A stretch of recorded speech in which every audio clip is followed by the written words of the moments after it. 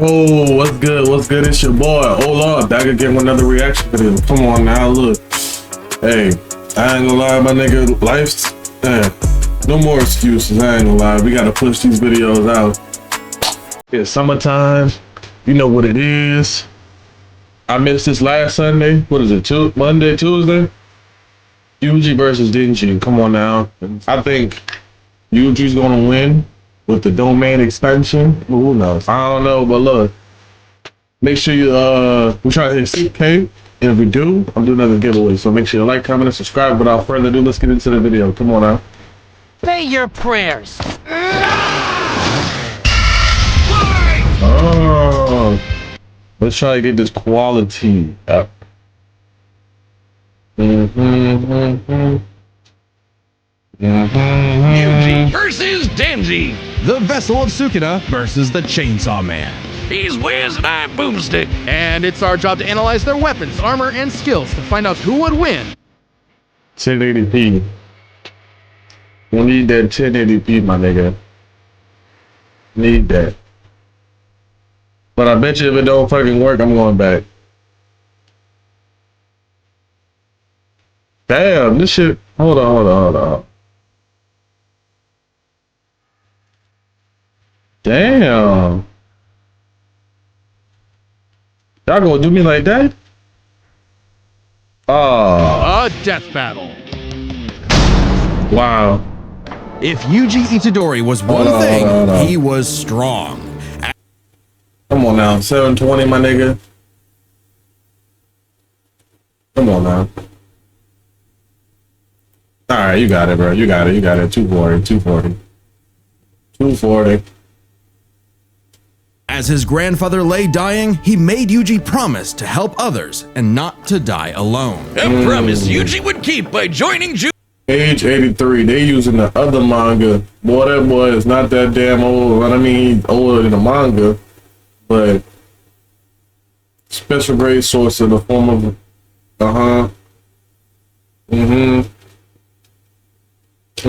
Jutsu High, a school for up-and-coming sorcerers training to rid the world of curses. Essentially monsters manifested by humanity's fears, hatreds, and anxieties. Okay. Just one problem for Yuji. Unlike everybody else, he didn't have a magical curse technique.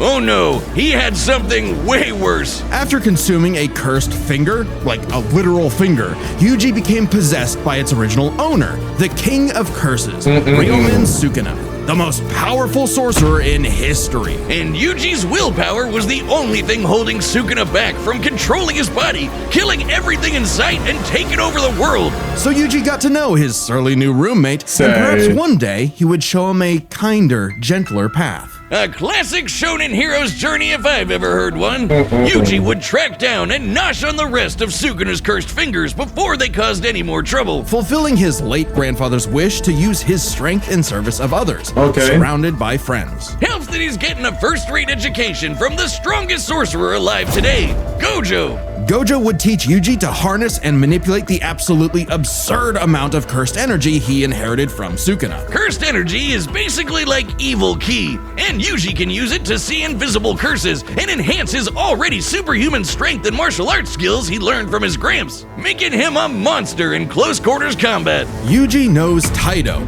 a Japanese martial art derived from Okinawan karate. It focuses on agility and flexibility with the inclusion of spins, twists, tumbles, drops, rolls, and fleet footwork, which he combines with jujutsu techniques like Divergent Fist. Yuji strikes an enemy so fast that his cursed energy takes a second to catch up, hitting his opponent twice and messing up their rhythm. By perfecting that timing and applying cursed energy within 1 microsecond of a hit, Yuji can achieve the Black Flash, increasing the power of his hit by a factor of 2.5. A feat that would require reaction speeds nearly 1,000 times faster than sound. It's basically impossible to do at will. You're so in the zone when you pull it off that it fully restores your cursed energy and boosts your output to 120%. Yuji's Black Flashes are so strong in particular, the author himself stated that 5 in a row would have been enough to instantly kill the special grade curse, Jogo. Who did this, and this, and this? How many has Yuji ever done in a row, you ask? 7. And that's not even the nastiest thing about Yuji's punches. Because Come on another now. soul resides in his body, Yuji learned how to target the soul itself, doing damage to opponents who could normally regenerate from his hits. Yeah, this pink-haired brat was a jujutsu prodigy, perfect for Gojo's dream. You see, it's lonely at the top, and Gojo wanted to train a crop of pupils powerful enough to share the burden of reforming Jujutsu society. Until one fateful battle They when sealed it. Gojo was sealed away, They sealed his ass away, my nigga. Yep. and Sukuna Oh my god, bro. Here we go. They sealed his ass away. Yep, Skip. Come on now. I ain't took got all over day. Yuji's body, then proceeded to, well, commit that whole mass murder thing he was always going on about. Yeah, turns out Sukuna is evil. Like, really, really, totally, completely, irredeemably evil. And it also turns out that every twist and turn in Yuji's life was orchestrated by the body-hopping sorcerer Kenjaku in order to resurrect Sukuna and bring about the curse apocalypse. In Yuji's eyes, something he was completely responsible for. And so, having failed his grandfather, Yuji's outlook shifted. No longer would he fight to protect others, but to kill curses. And after Sukuna hopped bodies into Yuji's best pal Megumi, the King of Curses became numero uno on Yuji's shit list. Yuji's defeated powerful disaster curses like Come on Hanami and now. Mahito, survived being slammed so hard he cratered the earth, and is comparable to sorcerers like Maki, who tanked getting rammed through entire mountain ranges. Yuji also learned how to use super advanced abilities like reverse curse technique to heal himself from crazy damage. Like getting his torso shredded into chili. Ugh. And in some other sorcerers' cases, even regrowing lost limbs. Though it takes a lot of energy to regenerate blood. So after going on a cursed object feeding frenzy, he learned how to manipulate his own blood to speed up his healing. Damn. Or fire it like a blood beam. A poisonous blood beam. All of that fuck? combined made Yuji just tough enough to finally take on the King of Curses, although greatly weakened after his victory against Gojo. Rip. Literally. Sukuna was still Jeez. the de facto strongest being alive, but after hitting him with a Black Flash, Yuji actually copied Sukuna's main ability. Gojo's plan all along. This was Shrine. With it, Yuji can slice apart any surface he touches, an enemy's flesh, the ground beneath him, even the boundary between two souls in one body. Enough hits can even cause those two souls to separate. Like a souped up version of his normal punches. Even better, Yuji finally gained access to the most powerful weapon in any sorcerer's arsenal. A domain. A domain expansion. Basically, a pocket dimension created by the sorcerer where their ability will hit no matter what. No contact needed. If you're trapped in Yuji's domain, you're getting sliced to ribbons. With all his power and training and righteous fury, Yuji severed Sukuna's soul from Megumi's body, freeing his friend from the demon's clutches. But not before offering Sukuna one last chance at redemption. Which he rejected before dying because, well, evil. Leaving Yuji to grow into one of the most fearsome sorcerers in history. Turns out the cursed objects that Yuji consumed made him part curse and slowed his aging to a crawl, giving him decades of training and battle experience. He's mastered blood manipulation, can pull off black flashes at will, and shredded entire cities apart with Shrine. Just like Gojo and Sukuna before him, he became the strongest. But what Damn. actually makes someone truly strong? Damn. For Sukuna, it was the power to stand alone atop all others. But to Yuji, it was the opposite. The only reason he had survived as long as he had was because of the mercy and sacrifice of his friends. So Yuji brought together friends and allies, new and old, to create a world eventually free from curses entirely, fulfilling not just Gojo's wish, but his grandfather's as well. Because if Yuji Itadori was one thing, he was strong. I like If that. there I are like two that. truths in this world, two like that. universal constants, it's these. Life sucks and then you die. Especially for the young boy, Denji. Who was Denji. so poor and unlucky, he doesn't even know his last name. With an alcoholic father forever indebted to the Yakuza, and a diet consisting of whatever garbage he could get his hands on, Sad all Denji boy. had in this world was his dog, Pochita. Who happened to have a chainsaw sticking out of his face. really putting the tear in Terrier. Pochita wasn't an actual dog, obviously. He was a devil. Monstrous superpowered beings literally from hell that are created by and represent humanity's worst fears. In Pochita's case, literally the personification of chainsaws. Oh, he's so cute. Who would be afraid of chainsaws? They're the most versatile tool in the world. Perfect for chopping trees, opening cans, massacring your foes. Apparently, Pochita had no problem with that last part as he and Denji hunted down and killed his devil brethren. It's a tough job, but when selling your testicles won't pay off your dad's debts, it'll do. That is, until Denji was That's crazy. cornered and forced to learn about those two universal constants. Life sucks, and then you die. But sometimes, if you're really unlucky, there's a third option. Born from his and Pochita's contract, a literal deal with the devil, Pochita would become one with Denji's body in exchange for Denji to live a happy life. And so, the two Hey, he ain't never lived a happy life either. He ain't never did. Ain't never did, boy. That boy just fused into a miserable. half-human, half-devil hybrid, the Chainsaw Man, aka a one-man, blood-soaked devil-slaying machine, the perfect candidate for the public safety devil hunters, led by this piece of work. With nothing controlling him but his raging teenage hormones, Denji would battle all of devil kind in the hopes of one day getting laid. And he was a natural at killing, not getting laid.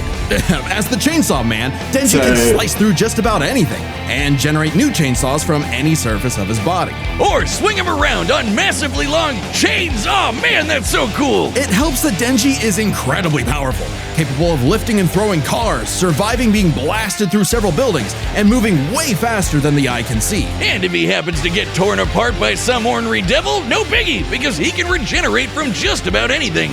Denji has survived being sliced to pieces, having his head torn off, being dipped in demonic stomach acid for hours, and even getting his heart ripped out. Haven't we all? Chainsaw Man didn't regenerate his heart. Oh no, his heart regenerated a Chainsaw Man. Even separating Denji and Pochita won't stop them. When Denji was stuck in this alternate dimension, he and Pochita still possessed a metaphysical connection. With their stomachs. While his healing factor can be overtaxed, all he needs to do is drink some blood and he's back to full health. And considering that chainsawing devils apart is basically an infinite blood exploit, he almost never runs out, only limited by the violence-induced psychotic frenzy he enters in combat. Well, he's not actually crazy. Denji might be, okay, definitely is an under-socialized moron led by his dick, but he's surprisingly clever in combat. Almost always thinking outside the box and coming up with so dumb they're brilliant strategies to take on devils that should be too strong for him. In short, Denji was the perfect soldier and was rewarded for his efforts with something that began to resemble a happy life. Aki, the stern older brother, Power, the bratty younger sister, and Makima, his boss and the girl of his dreams. All Denji had to do to finally score with that dead-eyed redhead was to kill the most fearsome devils in existence, like the Typhoon Devil who created a massive hurricane, or the Bomb Devil who could blow up most of a city, or the Gun Devil who could travel around the world and kill over 1 million people in about 5 minutes. But, plot twist, he had to kill Makima too, because she was secretly the Control Devil, one of the 4 horsemen of the apocalypse. Everything she told Denji was a lie. The happy life he created, the family he made, all of it was designed to be torn down. All with one goal: to force Denji to break his contract with Pochita and become her servant. Order 66ing every devil she didn't like. But when Denji did break, Pochita took over. Now, Pochi might look cute and cuddly, but the Chainsaw Devil is one of the strongest and scariest dudes in the universe, capable of tearing through hordes of devil hybrids like nothing. More than enough to give Denji his opening to beat Makima by cutting her up into sashimi and eating her whole. A very Nigga cut her up and ate her like sashimi. similar solution to the Chainsaw Devil's most powerful ability. Anything Pochita eats gets deleted from existence. Yeah, like it never happened in the first place. World War II? Gone. AIDS? Nada. Nuclear frickin' bombs? A light tasty afternoon snack, thank you very much. Forgive me, chainsaws. I knew not your power. He also ate the Death Devil. Yes, Denji ate death, which means no one on Earth could die. Oh, you think that's messed up?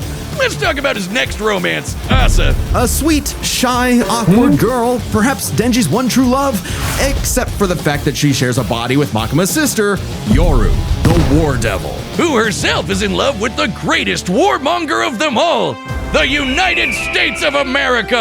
And Yoru was determined to use her love of the USA to drown the world in a ceaseless hurricane of blood. Denji, buddy, you ever considered maybe switching to guys or something? Because hell every no. single woman you meet has tried to kill you. It was in Denji's climactic battle with the War Devil that his and Pochita's bond finally matured, giving Denji full control of the Chainsaw Devil's power. A kind of Denji man, I guess. Which he used to kick the War What the Devil's fuck? ass. And she was no joke, strong enough to shoot Pochita from across the globe with a near light speed 2-ton Yeah, I think Itadori's gonna win. Yep. bullet from the goddamn Statue of Liberty. Better yet, Yoru was so powerful she turned Oregon into a sword. Yes, the state of Oregon. Crumple the entire landmass into a blade, fly it over to Japan, and swing it at Denji. And he matched the- its power. She also threw the American flag at him. The one on the moon. What the fuck? She said, yeah, we threw the flag at you. The one on the moon. Like, Tired of being stinky and unlucky in love? Tired of having a stick that never quite works? what the fuck? No.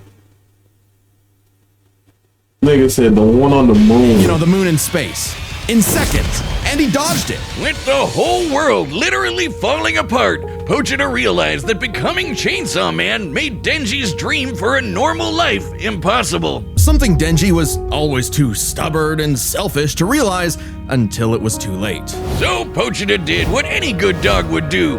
Eat himself and erase the Chainsaw Devil from existence, creating a new world without him and leaving Denji just Denji. But maybe all this time, Denji was enough. Being Chainsaw Man could not save his loved ones, but being Denji could. Because sure, life sucks and then yeah, you'll die. But while you're stuck in between, chasing your dreams with your buds can help make life worth living. Hell no, man. All right, the battle's about to start. But first, pitch calls are back. Yep. Hey, I'm Chad, the voice of Boomstick.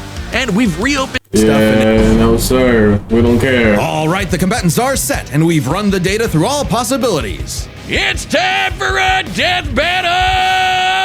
Oh, you hitting that shit, boy. You said. Ooh, alright, let's see. Nigga fucked up his burger.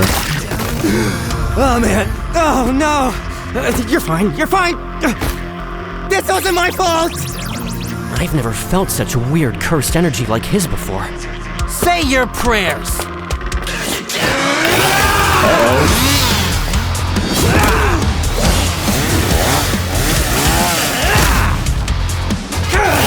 You're a chainsaw curse? Oh no! I'm the hero doll! Kicker of asses! Magnet to chicks! Half man, half devil! Chainsaw man! Wow. Let's finish this! Chainsaw instant death technique! Yo. Batter up, pink-haired punk-ass bitch!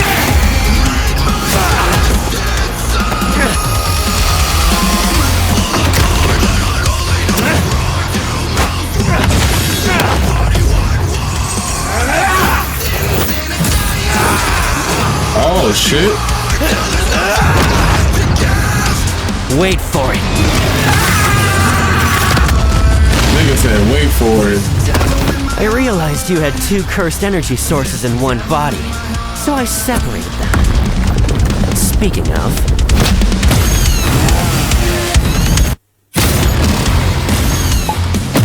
What the fuck?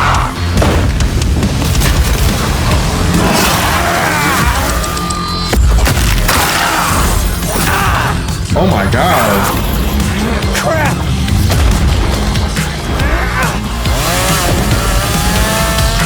domain expansion.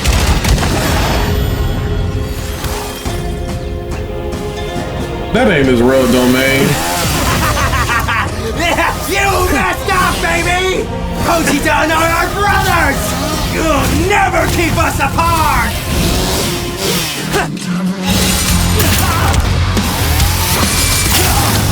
Damn.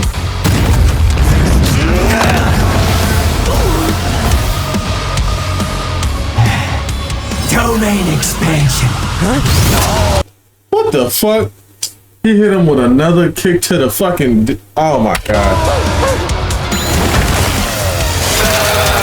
Finally got you to stop moving! See? We can be smart too, huh? Punk ass bitch. Flash! Shrine!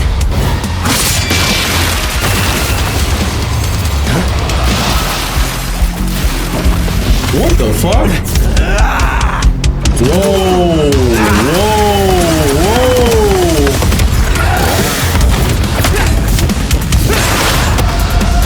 Hold up now.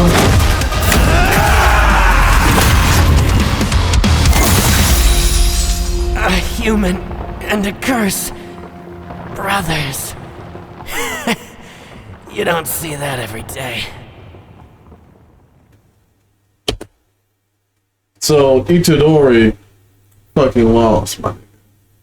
He lost. Oh my god. All right, Pochita. I wonder if that burger place is still open. KO! If Yuji Ain't no Itadori way. was one thing, he was strong.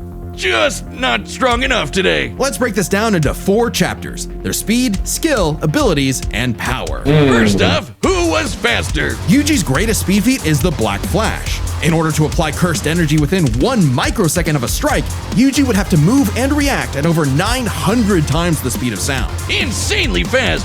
But remember that time Denji dodged that flag that Yoro summoned Bruh. from the moon? You know, the one that's over 200,000 miles away? Considering Denji's position from start to impact, all while in the midst of a fast-paced battle, this must have happened in a matter of seconds. We'll lowball it and say 10, though it'd probably have to be faster to use against Denji in a fight. This means the flag must have been moving over 12% the speed of light. Over 100 times faster than the Black Flash. Now, Yuji has gotten significantly stronger since his adolescence, but we know for a fact that in Jujutsu Kaisen, relativistic speeds are something humanity has explicitly not yet achieved. So it's pretty clear that Denji takes speed. However, Yuji has made a career out of going up against enemies far out of his league by relying on his skill. And what a career it's been! He defeated the King of Curses all before he was even an adult, and he continued to train and master his jujutsu techniques for decades. Whereas Denji, while certainly a clever, unorthodox fighter, would often get by due to his sheer stubbornness and durability more than anything else. With Yuji's greater experience and Wow. martial arts combined, he was definitely the more skilled fighter. What wasn't as clear-cut was who had the better abilities. Specifically, how well they can cut each other and how well they can heal from being cut. So I guess it's their cut ability. Both could survive pretty insane wounds, though Denji's devil healing factor was superior. The most Yuji has ever healed were some big slashes against his stomach. And while other similarly powerful sorcerers like Gojo could regenerate lost limbs, Denji could regenerate almost all of his body from a single cord pull. That being said, Yuji's soul targeting attacks have done lasting damage against those with superior healing like Mahito. Not just that, but literally splitting 2 souls apart. That's how he beat Sukuna, and he could potentially do the same thing to break apart Denji and Pochita. However, it's not so simple. Sukuna was already severely weakened at the time, and it took Yuji several hits to separate him and Megumi. And on top of that, even if Denji and Pochita were split up, we know they keep a metaphysical connection when apart. In fact, they were split up when they were fighting Makaba, and they had no problem rejoining. No reason they couldn't do it again here. However, Denji's healing factor isn't unlimited.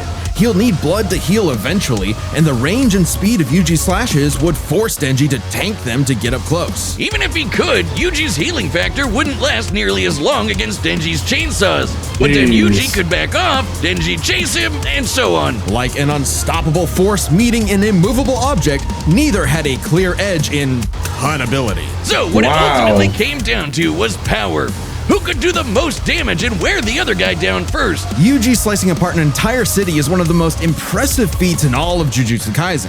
By measuring the clouds of dust created in his attack's wake, we can estimate he launched over 5.5 million tons of debris into the air. That kind of force is equivalent to over 3 megatons of TNT, comparable to a hydrogen bomb. But unfortunately for Yuji, while he could cut apart a city, Denji was Oregon level. The state of Oregon is the 9th largest in the Union by total area, nearly 100,000 square miles. By estimating its volume, Yoru compressed a mass weighing over 750 trillion tons. One swing from that sword would hit with an energy of over 30,000 megatons of TNT. Which is like 10,000 hydrogen bombs. And not only did Denji survive a swing, he straight up overpowered it. That's insanely strong, but not inconsistent. Like the time Yoru fired that globe-spanning near-light-speed bullet from the Statue of Liberty. Sure, Yuji's citywide dismantle was done casually, but so was Yoru crumpling Oregon. Yuji's dismantles would need to be 1,000,000% stronger to do significant damage to Denji. So basically, my nigga, you lost because of plot, my nigga. Especially Plot. with Denji's OP healing factor too. Denji takes the final edge in power. All Denji needed was one good hit to finish the fight, and with his far greater speed, it was only a matter of time. What can I say, Yuji? Denji's just got that dog in him. The winner is Denji, the Chainsaw Man. Next Bruh. time on Death Battle. What y'all got?